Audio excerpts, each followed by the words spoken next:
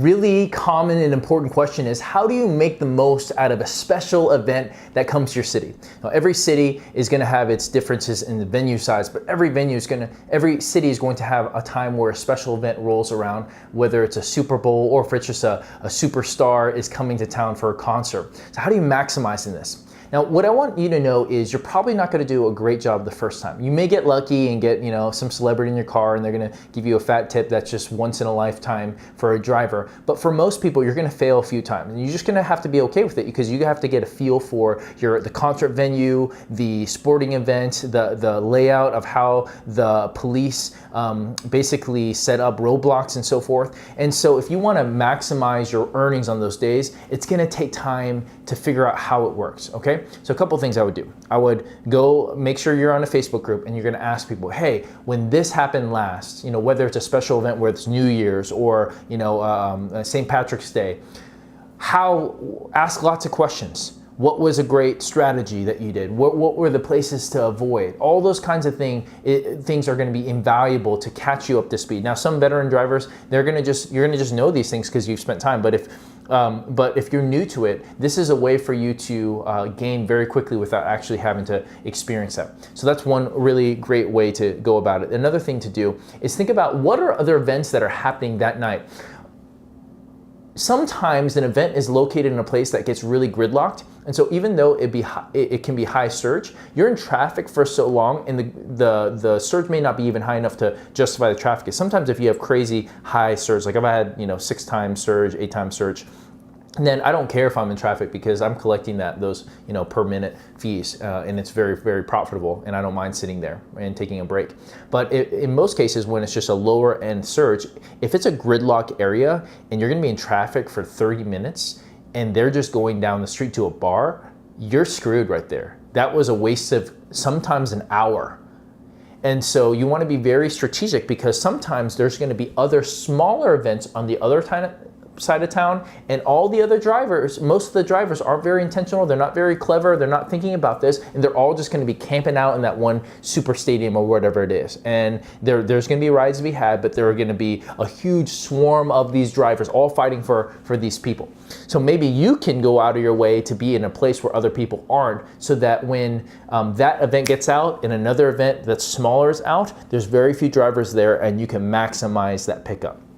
So I think that's one really special tip that most people don't think about. Here's another thing.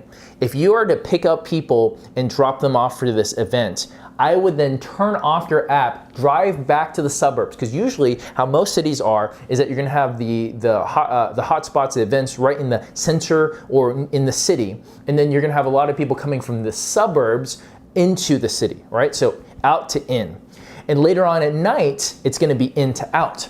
So when you're getting rides, if you're picking someone up for a special event and you bring them into the city, you don't want to stay in the city because there's going to be people who are going to just be bar hopping or hanging out in that area. Now, you may be lucky and you get someone out, but typically you're going to just be going around here when there's going to be all this red. There'll be a giant donut often, a donut of red, and all for Uber, and like all this ring of fire around you, and you're going to be missing out on all that surge and all that demand in those good miles. And so what you want to turn off your app, get back to the suburbs, go back to a place that is well known and you know that there's going to be people that are going to have demand, and don't chase surge, but just anticipate where the people are going to be. And over time, again, you're going to fail, you're going to know, go there, turn on your app, get those rides, and obviously it's possible for them to be minimum fare and going nearby or going the opposite direction. But more often than not, I mean, you got to play the game of probabilities. You're going to get another ride back in.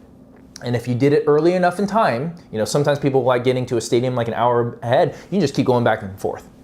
And then during the event, you want to go somewhere else because there's going to be a lot of drivers. You're going to be sitting around being lazy and milking every other area possible. And then at the end of the game, you're going to be there, or the show, or whatever it is, and you're going to take people out, turn off your app, go right back. Boom, boom, boom. Same kind of back and forth, okay? So those are the best tips. Get advice from other people, trial and error, be strategic about other maybe events that you can go to that other people aren't capitalizing on, and think about the cycle of going in and out, and then out and in, out and in, and then in and out when the event's over. So those are the best ways you can think about managing and maximizing your income for a special. One more thing.